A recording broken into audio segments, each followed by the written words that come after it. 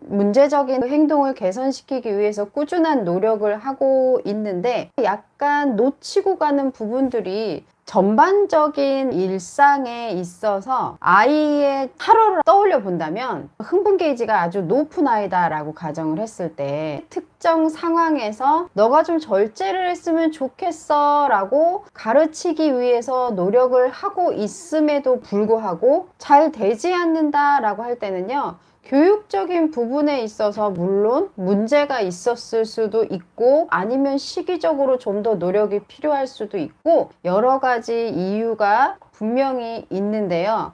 그 중에 우리가 점검해 봐야 될 게 뭐냐면 아이하고 함께 지내는 일상에 있어 흥분 게이지가 높아서 특정 상황에서 절제하지 못하는 내 아이에게 일상생활에서 흥분할 수 있는 계기나 기회나 상황들이 지속적으로 노출이 되고 있는 건 아닌지, 내지는 내가 그런 양육의 패턴을 가지고 아이와 일상을 지내고 있는지 점검이 꼭 필요하다는 겁니다. 다른 쪽에서는 아이에게 아무 영향이 가지 않을 거야 라고들 생각을 하시는데, 호감 교육을 하셨던 모든 분들이 입버릇처럼 말씀하시는 것 중에 하나가 모든 것은 연결되어 있다라는 말이잖아요. 모든 것은 연결되어 있다라는 걸 알긴 하지만 특정 문제적 행동에 있어서 내가 그 부분을 해결하기 위해 중점을 두고 있을 땐 주변 상황이나 환경적인 설정을 잘 해주고 있는가를 돌아보는 걸 소홀히 하시는 분들이 있으시다는 거죠. 왜냐하면 너무 이 행동에 대한 개선점에만 집중을 하고 계시다 보니까.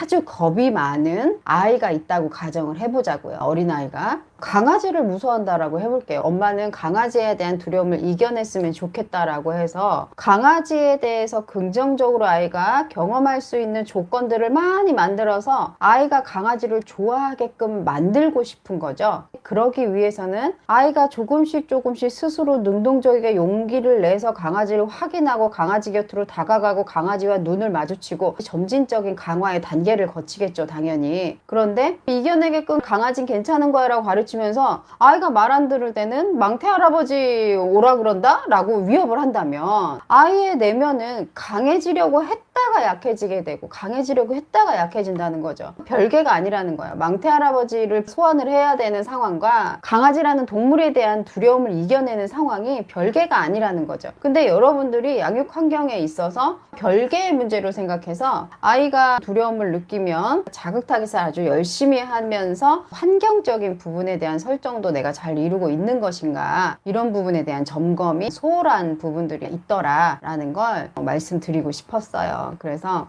설거지 하면서 환경 설정도 상당히 중요하다라는 사실을 좀 말씀을 드려야 되겠구나, 이런 생각을 했죠. 창문에 관심을 갖는 아이에게 창문이라는 존재가 시각적으로 어마어마한 자극이 된다면 자극을 노출시키는 시간을 장기화시키는 것보다는 최소 노출로 조절하면서 그 조절값을 통해서 아이가 경험할 수 있는 수치를 우리가 아주 낮게 조절을 할 수 있다는 거죠. 그건 어떤 걸 뜻하는 거냐면, 예를 들어 창문을 하루 종일 지켜보고 이러는 아이가 있다라고 가정을 했을 때 창문 밖에서 저 멀리에서 돌아다니는 강아지, 움직이는 사람, 차, 이런 것들 보고 짖음이라든가 경계를 한다던가 불안해한다던가, 그게 공격적인 부분이든 경계적인 부분이든 공포와 두려움 때문에든 어쨌든 아이에게는 흥분과 자신의 감정을 표출하는 특정 행동이 분명히 발현이 될 거라는 거죠. 그런 것들이 발생이 됐을 때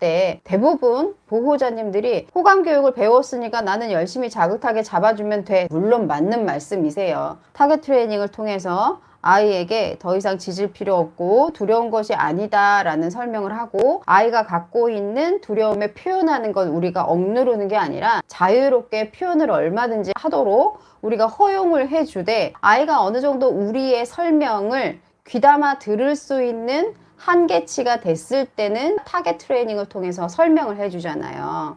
그런데 그 상황에서 이 환경 설정을 안 해도 괜찮아는 절대 아니라는 거죠. 때로는 커튼을 가리거나 바깥 공간을 확인할 수 없게끔 베란다 문을 닫아준다던가, 아이가 좀 휴식을 할 수 있고 그리고 그 순간을 이겨낼 수 있는 용기를 좀 내고 짧게 끝내줌으로써 힘들지 않게끔 또 휴식을 취할 시간을 주고, 이게 되게 중요한 부분이거든요.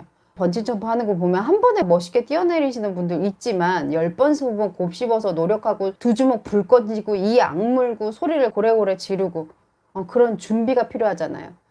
그러는 것처럼 아이들한테도 준비가 됐을 때가 분명히 있어요. 그 상황들에 대해서 우리가 환경 설정을 해준다면 좀 더 편안하게 아기가 이겨낼 수 있겠죠. 그 환경 덕분에 무리하지 않는 선에서 편안하게 이겨낼 수 있게 되기 때문에 보호자님들이 마냥 아이에게 자극 타겟을 통해서 이겨내게끔만 하는 것이 목적이 아니라 이겨낼 수 있는 환경 조절까지도 하시는 게 중요하다라고 말씀을 드리고 싶고요. 제가 늘 산책할 때 말씀드리는 것 중에 하나가 뭐예요? 안전한 산책의 귀가, 그 경험에 누적을 많이 쌓아주세요. 그게 제일 중요합니다 라고 말씀을 드리잖아요. 그것도 같은 맥락인 것이죠.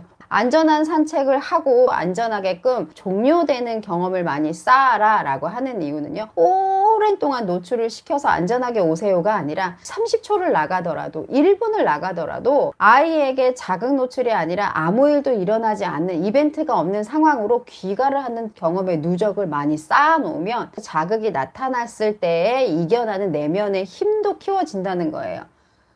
그게 어떻게 커지지? 라고 생각하실 수도 있겠죠. 산책할 때 두려움 때문에 짖는 아이, 아니면 경계를 한다던가 짖음이나 불편한 시그널을 많이 표현하고 있는 반려견의 보호자님은 아이가 한번 돼보세요. 목에 줄, 가슴줄, 어쨌든 리쉬를 착용하는 순간 머릿속에 떠오르겠죠. 시끄러운 트럭, 오토바이들이 내 옆을 쓱쓱 지나갈 것이고, 때로는 저기서 큰 개가 나를 노려보면서 걸어올 것이고, 어떤 사람들이 나를 또 쳐다보면서 걸어올 것이고, 뭔가 휙 하고 지나갈 거고, 누군가는 소리 지르면서 뛰어올 것이고, 그러면 아이는 그런 상상들을 하면서 이미 예기 불안이 나타나기 시작을 하겠죠.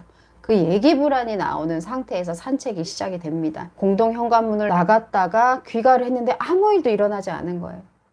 그 다음날도 똑같이 또 리쉬를 찹니다.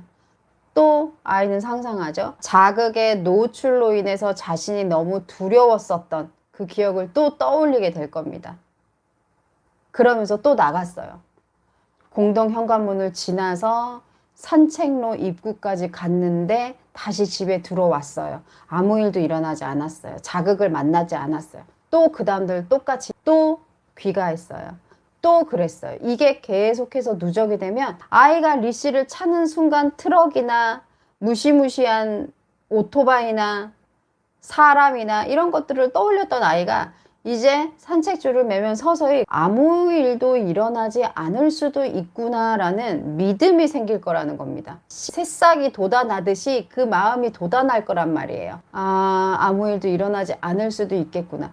늘 일어났던 그 마음이 아무 일도 일어나지 않는 생각도 이제 할 수 있게 되는, 그 두 가지 생각이 공존할 수 있는 상황이 된다는 거죠. 거기서 더 많은 안전한 귀가를 해줬을 때 생각의 크기가 커질 거라는 거예요. 그런 안전한 산책의 경험을 우리가 많이 시켜주게끔 산책의 시간을 줄이시고 적절하게 조율을 하셔야 됩니다. 산책의 횟수를 줄이든지 아니면 시간을 줄이든지 어떻게든 아이에게 환경적인 부분에 있어서 최소한의 자극 노출을 늘 유념해 주세요 라고 말씀을 드리는 이유가, 베란다를 확인해서 짖음을 나타내는 경우와 흡사하다 라고, 모든 게 다 연결되어 있다라는 게, 베란다를 향해서 이러고 있는데 어떡해요? 산책 나가서 강아지한테 이렇게 하는데 어떡해요? 이런 게 아니라 그냥 조금만 깊이 생각해 보면 같은 맥락이기 때문에 잘 생각하고 이해하시면 자극 트레이닝을 하시면서 조금 더 원만하게 아이를 가르칠 수 있고, 동시에 그런 환경 설정까지도 잘 해놓으면 빨리 이겨내게 돼요. 그리고 평소의 일상에서의 습관적인 부분, 우리가 트레이닝을 할 때 가장 중요시하게 생각하는 게 뭐냐면, 단순하게 열심히 타겟 잡고 이게 문제가 아니라 일상에서 아이가 나를 든든하게 의지할 수 있는, 의존성을 보여도 충분한 믿음을 내가 주고 있는가, 일상에서도 내가 주도권이 뺏기지 않게끔, 뺏긴다라는 게 좀 단어가 좀 적절하진 않지만 어쨌든 내가 내 아이를 잘 주도해서 나의 주도하에 우리 아이가 편안한 반려생활을 할 수 있게끔 일상에서 내가 빈틈이 없게 아이를 잘 보호하고 있는가, 이게 먼저 자리가 잘 잡혀져야 돼요.